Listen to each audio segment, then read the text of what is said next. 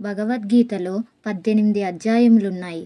వాటి పేర్లు: మొదటి అధ్యాయము అర్జున విషాద యోగము, రెండవ అధ్యాయము సాంఖ్యయోగము, మూడవ అధ్యాయము కర్మయోగము, నాలుగవ అధ్యాయము జ్ఞాన కర్మ సన్యాస యోగము, ఐదవ అధ్యాయము కర్మ సన్యాస యోగము, ఆరవ అధ్యాయము ఆత్మ సంయమ యోగము, ఏడవ అధ్యాయము జ్ఞాన విజ్ఞాన యోగము, ఎనిమిదవ అధ్యాయము అక్షర బ్రహ్మయోగము, తొమ్మిదవ అధ్యాయము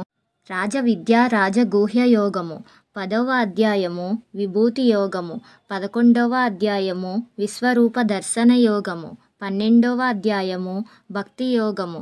13వ అధ్యాయము క్షేత్రజ్ఞ విభాగ యోగము, 14వ అధ్యాయము గుణత్రయ విభాగ యోగము, 15వ అధ్యాయము పురుషోత్తమ యోగము, 16వ అధ్యాయము దైవాసుర సంపద్విభాగ యోగము, 17వ అధ్యాయము శ్రద్ధాత్రయ విభాగ యోగము, 18వ అధ్యాయము మోక్ష సన్యాస యోగము,